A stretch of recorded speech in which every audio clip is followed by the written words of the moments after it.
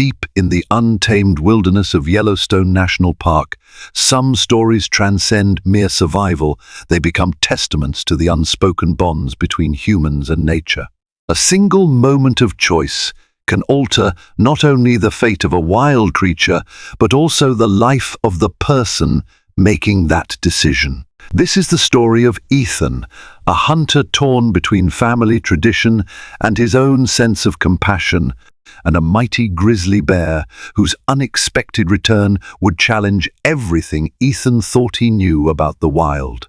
Ethan Lennox often joked that he was born with the smell of gunpowder in his nostrils. From a young age, the rolling plains of Wyoming were his playground, and he grew up following his father, Gregory Lennox, a seasoned hunter, through pine-forested ridges and meandering rivers. Their family ranch lay just a few miles from Yellowstone National Park, a place of legend and lore, where geysers hissed and bison roamed with unbending pride. To outsiders, the wilderness seemed intimidating, but to Ethan, it felt like a second home. Despite his comfort in nature, Ethan carried a restlessness in his heart. Hunting for him was a complicated dance, both a tradition passed down by generations and a moral quandary he wrestled with in the quiet hours of dawn. It wasn't that he found hunting cruel. His family always lived by a code of sustainability: never take more than you need. But within him stirred an odd mix of thrill and regret whenever he pulled the trigger and watched a living creature fall. He respected the land, revered it even, but he also felt the weight of each life taken.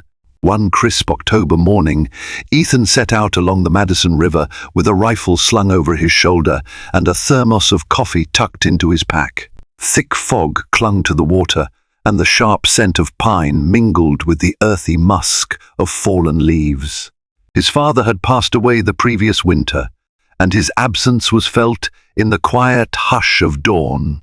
Gregory Lennox had been the guide of Ethan's life, the steady hand that showed him how to track elk and read the subtle signs of changing weather. Now Ethan walked alone, the weight of memory trailing behind him like a persistent shadow. He had come here in pursuit of a bull elk, rumored to roam the fringes of Yellowstone. Locals spoke of its massive antlers and elusive nature with a hushed reverence, as though it were more spirit than animal. Ethan planned to spend several days in the backcountry, following tracks that were rumored to appear along the Madison and vanish as if by magic near the park boundary. Yet, as he moved deeper into the wilderness, an odd sensation crept into his consciousness, a heightened awareness that something else prowled the underbrush. A hair-raising hush fell over the forest, broken only by the soft crunch of his boots on dead leaves. Though he had long believed himself attuned to the rhythms of nature, he sensed something was off. But instead of fear, a strange anticipation settled over him, as if a single, momentous choice waited just around the bend. He didn't know that the encounter ahead would challenge not only his skill and fortitude, but also his heart. By the Madison's cold current, a destiny was about to unfold, one that would bind him forever to Yellowstone's fiercest guardian, the grizzly bear. On the second day of his expedition, Ethan woke at first light in his makeshift camp. The sun cast pale fingers across the horizon, igniting the sky in pastel colors that reflected off the dew-kissed grass. He quickly broke camp, rolling up his tent and stuffing his supplies into a waterproof duffel. He sipped coffee from his thermos, inhaling the crisp morning air and the faint tang of wood smoke that clung to his clothes. Treading carefully along a faint game trail, he spotted fresh elk tracks in a patch of mud. His pulse quickened. The marks were large, their edges sharp, suggesting they were made only hours earlier. He knelt to study them, remembering all the afternoons his father spent teaching him how to read tracks, how to sense the story they told. He felt a pang of nostalgia, but also a swell of gratitude. That knowledge now guided him like a compass in the wild. A distant call echoed through the pines, an elk bugle resonating with primal resonance. Ethan's heart leaped. Slowly he followed the sound, stepping over fallen logs and weaving through clusters of lodgepole pines. Each broken twig or rustle of leaves made him halt, scanning for movement. The hush was so deep that his own breathing seemed loud. The terrain rose gently, leading him to a rocky outcrop that offered a clear view of a winding meadow below. He crouched behind a juniper bush, binoculars in hand, scanning the expanse for any sign of the elk. Instead, his gaze fell upon a different spectacle, a female grizzly bear and her cub wandering in the distance. They moved with a surprising grace, despite their size, the cub playfully batting at butterflies, while the mother occasionally raised her head to sniff the wind. Ethan felt a surge of awe, tinged with unease. Grizzlies had always commanded his respect, a symbol of Yellowstone's raw power. He adjusted his binoculars for a clearer view. The mother had a distinctive patch of lighter fur across her right shoulder, which glowed under the morning sun. As for the cub, it seemed healthy, bounding over tufts of grass in carefree exploration. Suddenly, a shift in the wind carried Ethan's scent down to them. The mother bear snapped her head in his direction. Through the binoculars, he could see her nostrils flare, her eyes narrowing in alertness. Heart thudding, Ethan slowly lowered himself, pressing his body closer to the rocky ledge. He had no intention of shooting a bear, especially not a mother with a cub, but he also knew the risk if she perceived him as a threat. For a tense moment, the mother bear stood tall on her hind legs, scanning the ridge. Then she dropped back down, gave a low grunt to her cub, and they both meandered away toward the tree line. Ethan exhaled, realizing he'd been holding his breath. With the bears gone, the meadow felt strangely empty, as though they had taken a piece of Yellowstone's spirit with them. He never did see the bull elk that morning, but his mind replayed the sight of the mother grizzly and her cub. An unspoken question lingered. What if I had been face to face with them? He shook his head, dismissing the thought. If he was to remain in these woods, he'd need to stay vigilant and respect the boundaries of nature's fiercest dwellers. Picking up his pack, he descended from the outcrop, determined to continue his search. But he couldn't shake a sense of foreboding, the feeling that something or someone was watching, weaving a thread of fate that bound his path more closely to Yellowstone's wild heart than he could have ever imagined. By late afternoon on the fourth day, Ethan found himself grappling with doubt. Although he had encountered signs of elk tracks, scat, the occasional distant bugle, the bull he sought proved elusive. The crisp, cloudless sky had given way to a thickening haze, as if the wilderness itself were holding its breath. Wolves howled in the distance, their calls echoing through the pines in a chilling chorus that reverberated along his spine. Seeking higher ground for a better vantage point, he scrambled up a mossy slope, his legs burned with fatigue. Nights spent in a small tent, followed by days of relentless hiking, had taken their toll. Yet he pressed on, fueled by the same stubborn grit that had defined generations of Lennox hunters before him. At the summit, an unexpected panorama greeted him, a broad valley draped in the soft glow of dusk, the serpentine bend of the Madison River shimmering like molten gold, dark pines clustered at the valley edges, and rocky bluffs jutted out like silent sentinels. He paused to catch his breath, letting the raw beauty of Yellowstone wash over him. A flicker of movement caught his eye near a copse of aspen trees below. Through his binoculars he spotted a shape large, brown, lumbering. Another grizzly? He wondered, adrenaline spiking. He focused, adjusting the lenses. His heart skipped a beat. It was indeed a bear, but this one looked different. Larger, heavier around the shoulders, and with a coat that gleamed with a rich auburn hue in the fading light. He had never seen this particular bear before. The animal meandered near the aspens, occasionally rearing up against a trunk, perhaps to scratch its back. Ethan noticed a jagged scar across its muzzle, an old injury, likely from a fight with another bear, or perhaps a close call with a poacher's snare. Something about the bear's solitary presence struck him as regal, This was a creature fully at home in the wild, embodying both the forest's ferocity and its quiet dignity. As night fell, the temperature dropped. Ethan knew he'd have to descend to find a suitable campsite, but part of him hesitated to leave. He watched the bear disappear into the tree line, feeling a curious kinship stir within him. Turning away from the vantage point, he carefully made his way back down, the path illuminated by the glow of his headlamp. He chose a clearing beneath a stand of old-growth pines to set up camp. The canopy offered some protection from potential snowfall, and a nearby stream provided fresh water. After constructing a small fire, he warmed his hands over the dancing flames, pondering the mysteries of these woods, the silent mother bear and cub, this newly sighted solitary male, and the bull elk that continued to elude him. It wasn't just a hunt anymore. It was a pilgrimage through a realm where humans were guests, where the land's oldest inhabitants roamed freely, unbound by roads or fences. Ethan felt, with aching clarity, the raw privilege of being here, yet his moral uncertainties gnawed at him. If the bull elk stood before him at dawn, would he pull the trigger without hesitation? What if the spirit of the forest no longer sanctioned the taking of life? As the fire crackled, he thought of his father's words, "We hunt not just for food, Ethan, but to be part of the land. We take what we need, honor the animal, and let the rest thrive."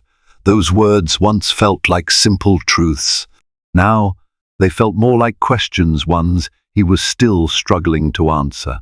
Ethan woke before dawn, the autumn sun barely a hint on the horizon, its light filtered through a veil of mist rolling off the Madison River. He spent a few minutes stirring the last embers of his campfire to life, warming his hands against the creeping chill. Though he had ventured into Yellowstone many times, there was a curious sense of weight pressing on him this morning, a distinct awareness that something pivotal was about to happen. He broke camp methodically, stowing his tent and cooking supplies with the ingrained efficiency of a seasoned outdoorsman. Yet a restless energy coursed through him, as though each breath was charged with expectation.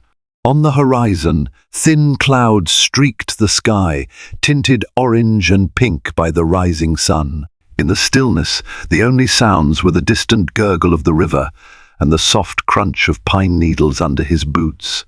By mid-morning, he found himself hiking through a patch of old-growth pines near the riverbank. The forest was unexpectedly quiet, the usual avian chatter reduced to the occasional call of a solitary raven. His plan that day was straightforward: continue searching for signs of the elusive bull elk that local guides had spoken about. He was no stranger to patience when tracking game, yet something told him his day's focus would stray from the original goal. Around midday, a gentle breeze began to stir. The layered scent of wet bark, resin, and decaying leaves drifted past him, scents that never failed to remind him of his father. Gregory Lennox had once shown him how to identify the subtlest changes in wind patterns, to find game or avoid being detected. That memory made him smile, but also sent a pang of nostalgia through his chest. He was following a narrow animal trail when he noticed a set of unusual footprints in the soft earth near the river, massive, five-toed impressions with elongated claw marks. His pulse quickened. Although Yellowstone was home to many black bears, only a grizzly made prints that large and deeply pressed. He knelt by one print, placing a hand beside it to gauge its width. The track dwarfed his palm. A chill of both excitement and caution rippled through him. The further he walked, the clearer the story in the soil became. The grizzly had been traveling eastward, parallel to the water. Some prints crossed a muddy stretch beside boulders, others marred patches of moss. Each imprint told him the animal was moving steadily, possibly in search of fish or late-season berries. He felt the old tingle of adrenaline that accompanied any sign of a large predator, an acknowledgement that he was stepping into the domain of a creature that could end his life if threatened or startled. Late in the afternoon, The game trail curved around a bend where the river narrowed. Towering pines leaned over the water, their reflections dancing on the rippled surface. It was here that his ears picked up a sound that tightened every muscle in his body, a low, rhythmic grunting. He froze, his heart hammering. Slowly he inched around a cluster of ferns, careful not to snap any twigs. There, not more than 50 yards away, stood a massive grizzly bear with an auburn coat that glistened in the late sun. Its shoulders rose and fell with the power and grace of a creature that had spent years carving out a place at the top of the food chain. The bear was digging around the rocky riverbank, possibly searching for fish stranded in shallow pools or chewing on roots exposed by the receding water. From this distance, Ethan could see the faint gleam of old scars across the bear's muzzle, pale lines of healed skin that told a story of past conflicts. A memory sparked. The mother bear and cub he'd seen earlier in the trip had been awe-inspiring. But this was different. This bear seemed to emanate a regal presence, as though its very being commanded respect. Ethan found himself both mesmerized and alarmed at its sheer size. His grip instinctively tightened on the rifle slung over his shoulder. He'd never before contemplated shooting a grizzly unless it posed a direct threat growing up. The Lennox rule was to hunt only what you intended to eat or absolutely had to remove. But as a hunter, he also knew that a mature male grizzly could be a trophy many would covet. Something flickered through him, unbidden and uncomfortable, the knowledge that if he fired now, he could claim what some would call the trophy of a lifetime. In the world of big game hunters, a grizzly of that magnitude was the stuff of campfire legends. The mere thought twisted his stomach with conflicting desires. It was as though two voices warred in his mind, one urging him to seize this once-in-a-lifetime shot, the other pleading him to show mercy. Ethan steadied his breathing and raised the rifle. Through the scope, the magnified image of the bear sharpened. He could see its ears flick at a passing insect, the coarse texture of its fur, the tension in the thick muscles across its shoulder hump. He felt adrenaline flood his veins, a primal reaction older than civilization itself. His finger settled near the trigger guard, a whisper away from lethal force. But as he aimed, he noticed the bear wasn't acting aggressively. It wasn't charging or roaring in alarm. Oblivious to Ethan's presence, it simply dug near the water, perhaps sniffing out a morsel beneath the stones. The tension in Ethan's chest mounted. His father had always taught him that a humane kill was swift and purposeful, never a hasty display of ego. "Do I truly need to kill this bear?" he asked himself. A small voice within him answered, "No." Seconds stretched like taut wires. In a single moment of crystalline clarity, Ethan realized that pulling the trigger was not just about ending a life, it was about altering his own path forever. He would never undo such a shot. He'd have a hide, a skull, and perhaps some bragging rights, but he would also carry the weight of taking the life of an animal whose existence he respected deeply. He exhaled slowly, the scope drifting off the bear's broad rib cage. His father's voice seemed to speak through the wind. "We hunt to live in harmony, not to conquer." Ethan's pulse thundered. With trembling hands, he lowered the rifle, heart pounding. He chose life over death, compassion over conquest. Just then, the breeze shifted. The bear's massive head snapped up, dark eyes scanning the trees.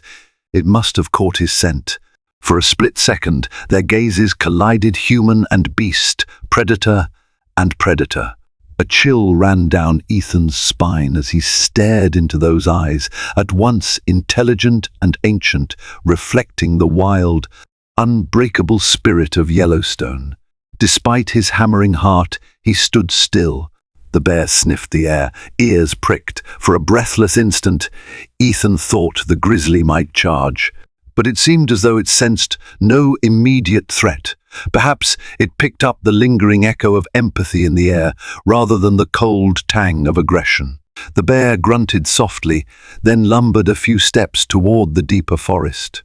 Watching it vanish into the green gloom, Ethan let out the breath he'd been holding, his entire body trembling with the aftermath of what had just transpired. The forest felt eerily quiet in the bear's absence, as though every living thing had paused to witness the confrontation. He knelt, placing a hand on the damp earth, struggling to process the magnitude of his decision. In choosing not to shoot, he had upheld a deeply rooted principle, one that honored both the land and himself. He realized he had arrived at a turning point that might redefine his relationship to hunting, perhaps even to his own heritage. I spared it, he thought, a strange surge of pride and humility mingling in his chest. Night began to descend, the sky morphing into a purple-grey canvas streaked with threads of gold. Ethan knew he had to find a campsite soon, but he lingered, replaying the scene in his mind, the slow lowering of his rifle, the flaring of the bear's nostrils, the fleeting gaze they shared. In a lifetime spent outdoors, he'd never felt so profoundly connected to the wild. When he finally collected himself enough to head back to his campsite, twilight had settled in, and the forest chorus of crickets and frogs rose around him. His footsteps felt weightless, as though he'd left part of his old self behind on that riverbank. He wondered if the bear understood, or if it would ever need to. The important thing was that he knew. In that single instant of choice, he found a sense of kinship that transcended the usual role of hunter and hunted. Ethan never forgot the look in the grizzly's eyes. It was more than just an animal responding to a human presence. It was a mirror, reflecting both the fragility and ferocity that existed in all living creatures.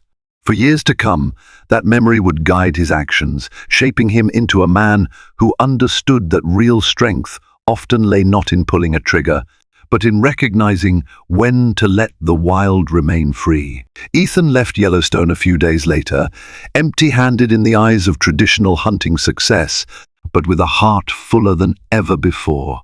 He navigated the rugged back roads in his battered pickup truck, the memories of the amber grizzly fresh in his mind. When he reached the family ranch, the sun was dipping behind the distant hills, casting shadows that stretched across the corrals and hayfields. His mother, Mary Lennox, stood on the porch, wrapped in a thick sweater.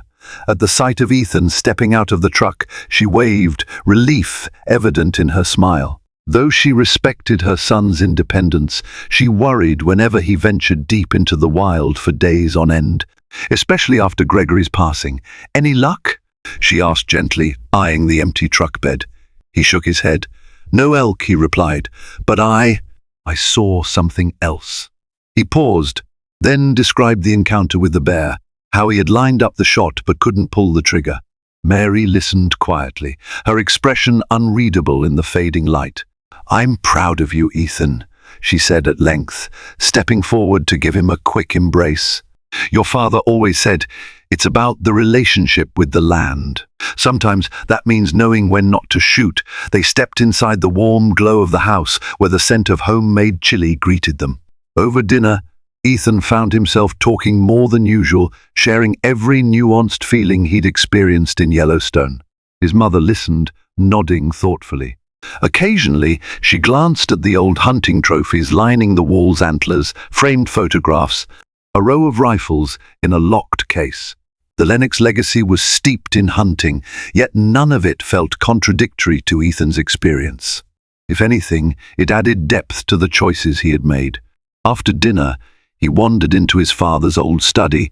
Dust motes drifted in the slivers of moonlight, illuminating shelves lined with field guides, journals, and meticulously labeled photographs of hunts past. He ran his fingers over the worn covers, recalling how, as a boy, he would sit on his father's knee, flipping through these pages with wide-eyed wonder. His gaze fell upon a faded photograph, Gregory standing in front of a younger Ethan, each wearing a broad grin, holding up a modest mule deer. "Honor the land," his father had always said. "Hunt not to conquer, but to understand." It struck Ethan that perhaps his father had been leading him to this moment all along the moment when he'd truly see the wilderness, not as a backdrop or a challenge, but as a living realm deserving of both reverence and restraint. That night, Ethan didn't dream of elk or trophies. Instead, he dreamt of the bear's deep, inquisitive eyes, the hush of the pines, and the profound stillness that had followed the lowering of his rifle. He woke at dawn with the realization that he'd grown in ways he never could have predicted. He might still hunt, but something within him had changed forever. Autumn bled into winter, the ranch blanketed in snow that glistened under pale daylight and shimmered under moonlit skies. Ethan's daily routine shifted. Long hours feeding cattle, mending fences, and chopping wood replaced backcountry wanderings. Yet, when the nights grew quiet, his mind often drifted to the solitary grizzly roaming the distant slopes of Yellowstone. Sometimes he found himself scanning news reports or park bulletins, searching for mention of an unusually large grizzly with an auburn coat and a scarred muzzle. He discovered nothing conclusive, just sightings of various bears that matched the general description. Still, he felt a pull, a silent curiosity about the creature whose life he'd chosen to spare. Where was it now? How was it surviving the harsh winter? Did it even remember that fleeting moment by the river? As the first winter storms roared across the high plains, Ethan visited a local conservation meeting at the urging of his mother. Held in the community center of West Yellowstone, the event attracted park rangers, local ranchers, hikers, and environmentalists. The topic of the day was bear management policies, including how to minimize human-bear conflicts. A short documentary about relocation efforts for problem bears played on a makeshift screen. Ethan watched, rapt, as footage showed tranquilized grizzlies being tagged and transported to more remote regions of the park. During the Q&A, a ranger mentioned that climate shifts were affecting bear behavior, pushing some to roam unusual territories in search of food. Curious, Ethan raised his hand. "Have there been any reports of a large auburn-tinted grizzly with a scar on its muzzle?" he asked. Trying to keep his voice casual, the ranger shrugged, glancing at his notes. "We get a handful of scarred grizzlies out there. Some are older males. Hard to say without a tag, but if he's untagged and healthy, he's likely doing fine somewhere off the radar." Ethan nodded, fighting a wave of disappointment. For the rest of the meeting, he sat quietly, absorbing discussions about wildlife corridors, livestock protections, and the ethics of trophy hunting. It felt strange to occupy a space where every viewpoint on bears, fear, reverence, frustration, admiration coexisted under one roof. He realized that if the auburn grizzly were ever caught rummaging in human territory, it could be labeled a nuisance bear, relocated, or worse. When the meeting ended, Ethan lingered near the snack table, nibbling on a cookie. An older woman approached, her weathered face framed by silvery braids. "You've got a gentle heart," she said, her voice warm. "I can see it in your eyes when you talk about that bear. Don't lose that. We need more people in this world who can see wildlife as partners, not enemies." He thanked her, feeling an unspoken camaraderie blossom between them, two souls who believed the wild was worth protecting. Driving home through swirling snow, Ethan resolved to honor that perspective. His father's legacy, the ranch's tradition, and now this new calling all merged into a quiet promise. He would be a caretaker for the land, not merely a taker from it. Spring arrived in a burst of color and warmth, the snowmelt swelling rivers and painting the meadows with fresh green. With calving season behind him and the ranch chores more manageable, Ethan found time to wander again, though this time his rifle often stayed home. Instead, he carried a camera and a notebook, jotting down observations about wildlife, the condition of trails, and changes in plant growth. He was no professional naturalist, but curiosity fueled him. One sunny afternoon, he drove into Yellowstone, parking his truck near the Norris Geyser Basin. Streams of tourists bustled along wooden walkways, snapping photos of steaming vents and turquoise pools. Though he appreciated the geothermal wonders, Ethan yearned for the quieter corners of the park. He headed off on a lesser-known trail, weaving through stands of lodgepole pine, the conversation of tourists fading behind him. He had ventured about 3 miles from the main road when he came upon a sign reading backcountry. Permit required beyond this point. Checking the daypacks slung over his shoulder, he confirmed he had his permit and continued. The air was sweet with the fragrance of wildflowers and the sound of birdsong intertwined with the distant rush of a waterfall. Soon the path descended into a hidden valley where the forest opened up to a small meadow encircled by towering cliffs. A crystalline creek snaked through the grasses. Ethan paused, awestruck by the sense of solitude. Just as he was about to set his pack down, a flash of movement caught his eye. A bear, rummaging near the creek bank. Heart pounding, he fumbled for his camera. Could it be? He zoomed in, hands shaking slightly. There, standing in the dappled sunlight, was the auburn-coated grizzly. The scar on its muzzle was unmistakable. Time seemed to slow. The bear lifted its head, water dripping from its snout, and stared straight at Ethan as though startled by this unplanned meeting. Ethan's emotions roiled wonder, excitement, a flicker of anxiety. He snapped several photos from a safe distance, mindful not to intrude. By all accounts, the bear looked healthy, its coat glistened, muscles rippled under thick fur, and its eyes gleamed with alertness.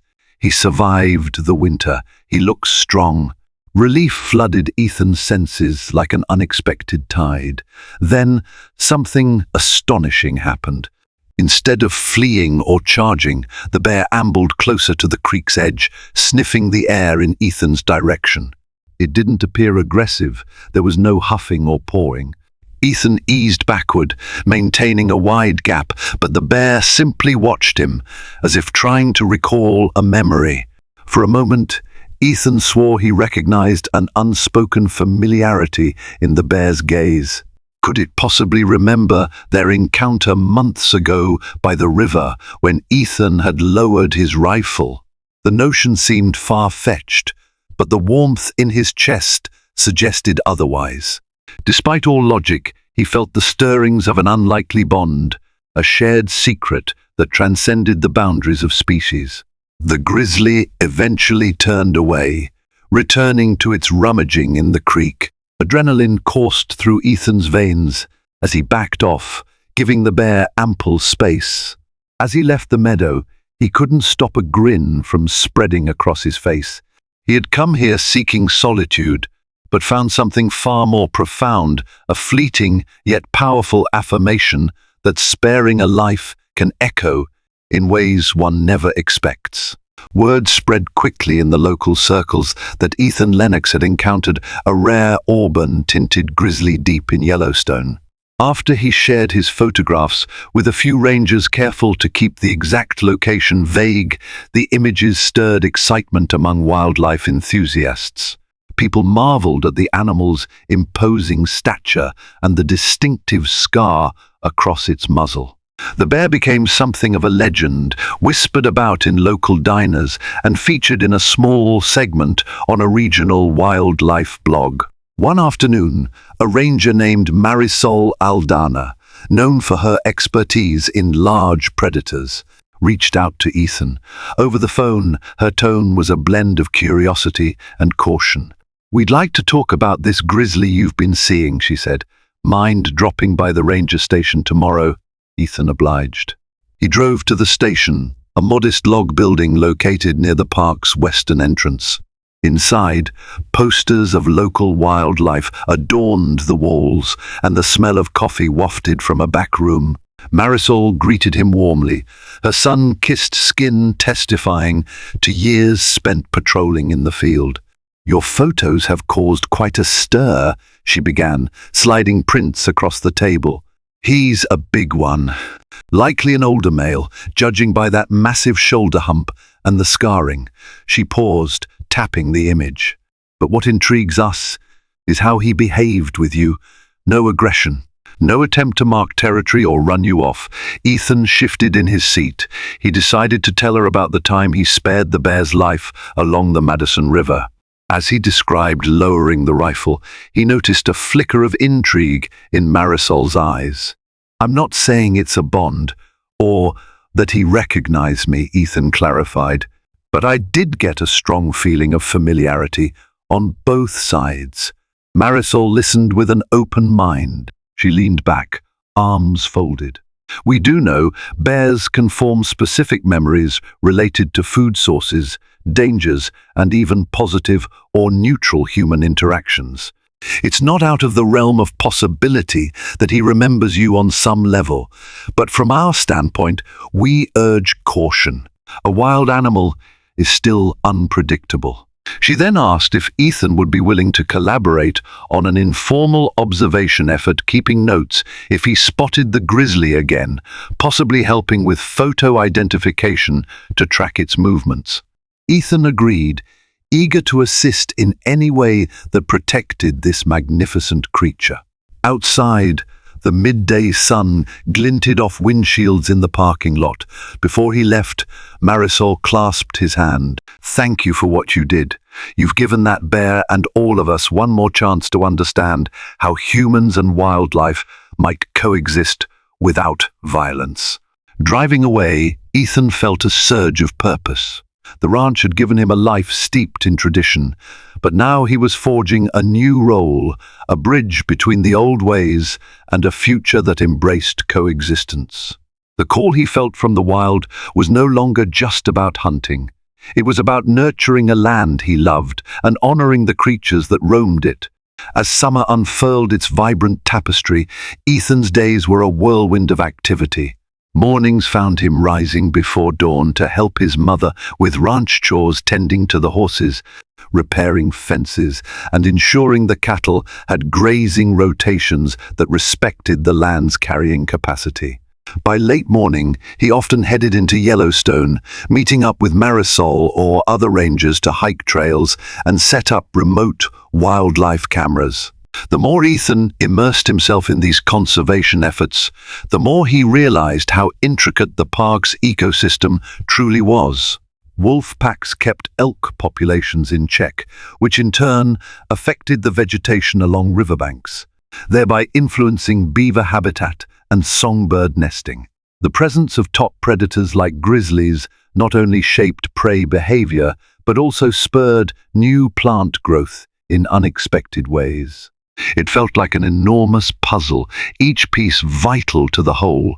Now and then, he managed to catch a glimpse of the auburn grizzly.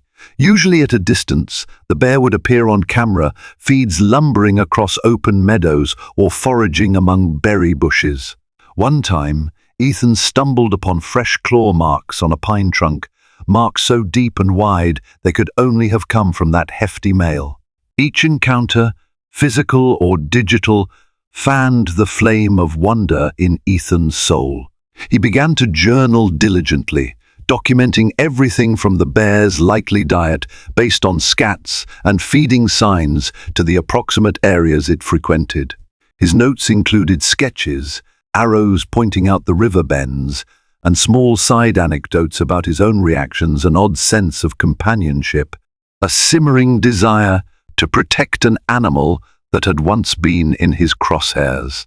A different kind of transformation was unfolding within him, too.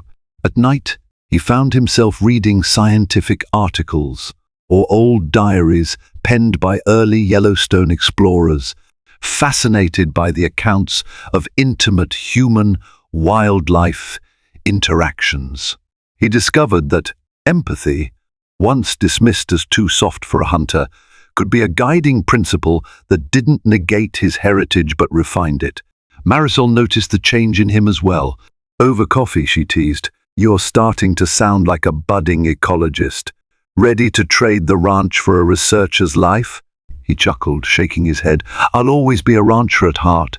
But maybe the ranch can become something more like a corridor for wildlife. Who says land used for livestock can't also serve the wilderness in some capacity? One afternoon, while reviewing footage at the ranger station, they caught a chilling clip, the auburn grizzly facing off against another large male. The two bears squared off, swiping at each other, their roars echoing through the canyon. Ultimately, the scarred grizzly prevailed, forcing the challenger to retreat. Even through the screen, Ethan felt his breath catch. The fight underscored how tenuous life was for a wild creature, how each day demanded vigilance and strength. And yet, through it all, the bear endured, just as Ethan himself was enduring his own metamorphosis. The seeds of compassion he had sown when he lowered his rifle were blossoming, forging in him a deeper commitment to preserving the equilibrium that sustained both man and beast in the wild heart of Yellowstone. Not everyone in the community shared Ethan's enthusiasm for peaceful coexistence. Whispers of frustration circulated among ranchers who lost livestock to predators, and a few hunters grumbled about bleeding heart conservationists meddling in time-honored traditions. Ethan understood their perspectives. He had grown up in that world where a single lost calf could mean a financial setback, and the proud heritage of hunting was woven into a family's identity. One evening, Ethan was at a small tavern in West Yellowstone, nursing a beer after a long day in the field. A burly man in a camouflage jacket sidled up to the bar. His name was Travis Holt, a known trophy hunter with little patience for government regulations or ecological arguments. "You're that Lennox boy who's been tracking that big grizzly, right?" Travis said, his tone laced with accusation rather than curiosity.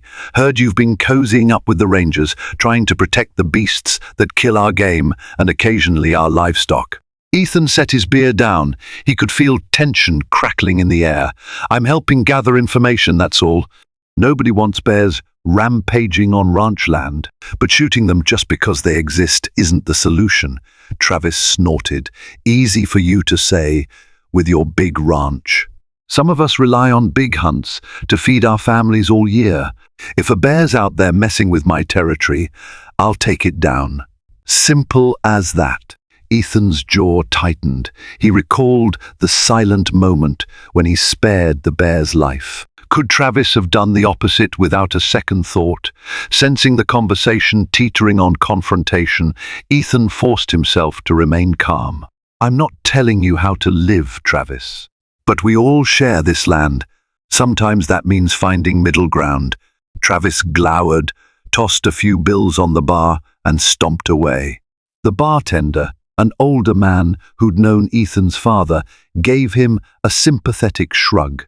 "He's all bluster," he murmured, "but keep an eye out. Some folks don't take kindly to what they see as coddling predators." That conversation haunted Ethan on his drive back to the ranch. He understood the fear and anger. Losing a cow or a horse to a bear or wolf was more than just a nuisance. It could spell disaster for a small-time rancher. Yet he believed there were better ways to handle such conflicts: electric fencing, guard dogs, compensation programs, even improved habitat that could keep bears away from human settlements. Still, the idea that someone might track and kill the auburn grizzly for sport or retaliation clenched his heart like a vice. He slept fitfully that night, dreaming of footsteps crunching through pine needles, of gunshots echoing off canyon walls, of the bear's dark eyes widening in pain.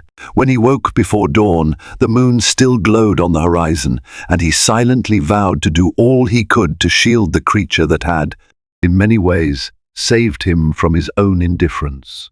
Late summer storms swept through Yellowstone, lashing the forest with rain and rattling the landscape with thunder. While the rainfall replenished the parched earth, it also made trails slippery and sent wildlife hunkering down. Ethan found himself busier than ever helping park rangers clear fallen branches from key paths and monitoring creek levels prone to sudden flooding. One afternoon, Marisol radioed him with urgency in her voice. "Ethan, we picked up some chatter about a group planning an unsanctioned hunt near the southwestern boundary. They might be after large predators, wolves or bears. Stay alert." Ethan's gut clenched.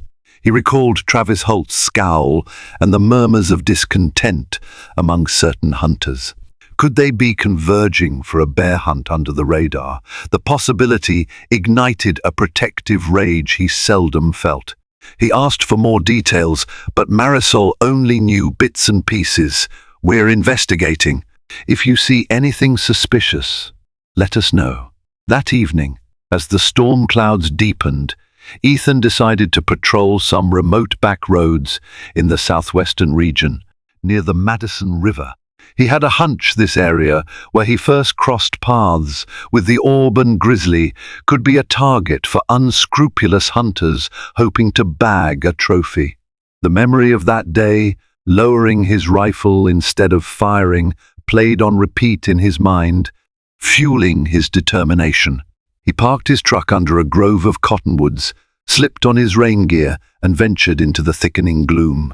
Every peal of thunder rattled the branches overhead, and the pungent scent of wet earth filled his lungs.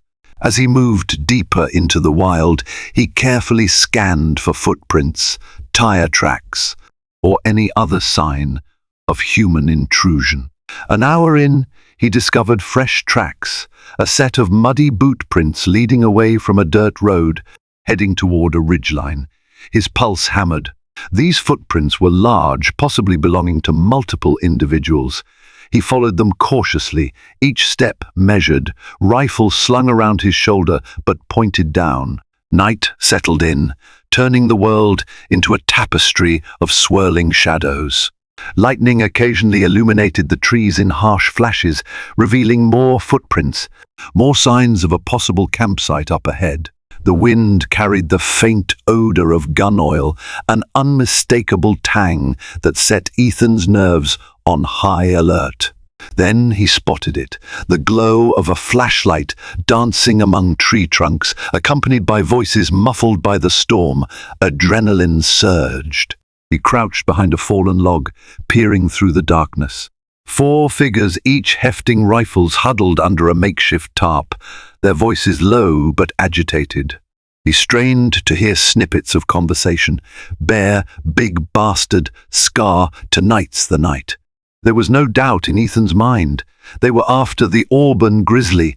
His heart thudded in his chest, thoughts racing. Should he confront them alone, outnumbered and possibly outgunned? Or should he slip away to alert the rangers? Another crack of lightning revealed determined faces, stony and eager. Time was short. If they moved, they could find the bear's territory before any backup arrived. Caught in the crosscurrents of fear and resolve, Ethan made his choice. He would risk himself if it meant saving the life of the creature he once spared. Swallowing hard, he gripped his rifle and began circling wide, hoping to intercept them or at least stall them until help could arrive. Ethan's heart pounded like a war drum as he navigated through the drenched forest under the erratic flashes of lightning. He radioed the rangers, but the storm crackled with interference, turning his words into static. Resolute, he pushed on, determined to keep the group of hunters in sight without alerting them to his presence. Rain streamed down his face, plastering his hair to his scalp, and the wind whipped branches that scratched at his jacket like warning claws. The hunters advanced in a staggered line, each step purposeful. Ethan trailed them from a distance, weaving between trees and ducking behind thick clusters of shrubs. Through gaps in the foliage, he caught glimpses of their silhouettes against the sporadic bursts of lightning. They seemed to know where they were going, as if they'd scouted these paths beforehand. More than once, he overheard fragments of their plan. "They say he's huge, scarred muzzle. Make quick work of it. Get the trophy before dawn. No one's going to stop us in this storm." Ethan's anger flared. "That bear is more than your trophy," he wanted to shout, but he kept silent, exhaling slowly, willing his heartbeat to steady. He recalled the day he'd lowered his rifle, the awe he felt at the creature's raw presence. Now, that same life teetered on the edge of a bullet. He had to act. At length, the hunters paused at a narrow bluff overlooking a winding creek. One of them motioned for the others to halt and be silent. Ethan crouched behind a fallen pine, peering through the swirling sheets of rain. A sudden flash illuminated the landscape, a shape near the creek. Even at this distance, Ethan recognized the hefty form, the distinctive slope of the shoulders, the auburn coat glistening with moisture. It was the grizzly. Lightning flared again, and Ethan's worst fears materialized. The hunters spotted the bear and dropped into firing positions without hesitation. Two knelt, rifles braced on a boulder, while the other two readied themselves to shoot if the bear tried to flee. The bear, unaware of the danger, pawed at the creek bank, possibly fishing or searching for roots, churned up by the storm. In that moment, something snapped inside Ethan. This was not a time for stealth. He emerged from behind the pine, shouting above the roar of thunder, "Stop! Don't shoot!" Startled, the hunters spun around, their flashlights stabbing through the darkness. "It's that rancher," one muttered. Another spat. "What the hell are you doing, Lennox?" Before Ethan could answer, the auburn grizzly looked up, alerted by the commotion. Time stretched thin. The bear locked eyes with Ethan across the storm-lashed creek. Recognition flickered in those dark depths, or so Ethan believed. He took a step forward, arms spread wide, heart thrumming with adrenaline. "Get out of here!" he shouted to the bear, his voice cracking. Thunder crashed overhead, a deafening boom that rattled the earth. The hunters, thrown off by Ethan's sudden appearance, hesitated. But one raised his rifle and took aim, ignoring Ethan's protest. Reflex took over. Ethan lunged, knocking the rifle barrel off target just as the shot exploded. The bullet whizzed harmlessly into the night, stirring the wet leaves. "Have you lost your mind?" Another hunter roared, swinging his rifle butt at Ethan. The blow caught him across the ribs, pain blossoming through his side. Ethan staggered, gasping, but managed to keep himself upright. Over by the creek, the bear reared up, startled by the gunshot. It let out a low, resonant growl that rumbled through the air like distant thunder. Another flash of lightning revealed the raw power of the creature, its fur standing on end, water dripping from its muzzle. Every instinct in the grizzly screamed fight or flight. For one wrenching second, Ethan feared the bear would charge. Instead, the grizzly turned sharply and bolted into the cover of the trees, disappearing into the swirling darkness. Relief crashed over Ethan in a dizzying wave, though the danger was far from over. The hunters, furious at losing their shot, advanced on him with clenched fists. "You cost us a kill," snarled the one who fired. "We're not leaving here empty-handed." "Leave him," a third hunter yelled, uneasy. "He's not worth it." And the bear's gone. But the ringleader, a tall man with an unkempt beard, hissed, "We'll just find that bear again. And if you stand in our way, Lennox, you'll regret it." Ethan mustered what courage he had left. "If you do this, the rangers will be on you. You have no permit. They'll track you down." Pain knifed through his ribs, but he refused to back down. "You harm that bear, I'll do everything I can to see you punished." For a tense moment, fists hovered in the air, adrenaline thrumming on both sides. Then, a volley of voices carried through the storm shouts and the glow of approaching flashlights. The cavalry had arrived. Marisol and two other rangers burst onto the scene. Confronted with official law enforcement, the hunters cursed under their breath, some lowering rifles, others shifting in indecision. It was all the rangers needed. Within minutes, they disarmed the group, reading them their rights and citing them for attempted poaching. Lightning flashed one more time, revealing the sullen defeat etched into the hunters' faces. Ethan leaned against a tree, panting, chest throbbing where the rifle butt had struck him. Marisol rushed to his side. "You all right?" she asked, eyes scanning his bruised torso. He nodded, though the pain was sharp. "They almost had him," he managed, his voice ragged. "But he got away." Marisol's gaze flicked to the dark line of trees where the bear had vanished. Her features softened. "You did good, Ethan. Come on, let's get you patched up, and then we'll see about following that bear's tracks to ensure he's okay." The storm began to ease as they headed back to the Ranger vehicles, the hunters in tow. Rain lessened to a drizzle, and thunder rolled in distant echoes. Ethan limped slightly, each step a reminder of how close he'd come to tragedy, but a fierce gratitude pulsed within him. The bear was alive, fled into the blackness of the forest, yes, but free and wild, spared from a fate of bullets and trophies. He couldn't shake the memory of those eyes meeting his, the bear's expression shifting from alarm to a calm recognition, as if it truly did remember that moment on the Madison River. After all, the creature could have charged or reacted aggressively, but it chose to run, trusting, perhaps, that the man who once lowered his rifle had come to its aid. In that swirling chaos, a bond forged by mercy had surfaced once again, proving that empathy might just transcend fear, forging an alliance more powerful than either man or beast had known. Thank you for staying with me through this exhilarating journey into Yellowstone's rugged backcountry, where one fateful act of compassion sparked a connection that bridged two very different worlds. If Ethan's choice to spare the grizzly touched your heart, and the bear's unexpected recognition moved you, please take a moment to reflect on what this story truly represents: the transformative power of respect, understanding, and courage. If you enjoyed this tale, like the video to show your support and share it with friends who value the wild spirit of nature. By spreading this story, you're helping preserve a message of coexistence and empathy that our world desperately needs. And don't forget to subscribe for more stories that celebrate the hidden bonds between humans and the natural world. Together, let's continue exploring how compassion can uplift us and keep the wild truly wild.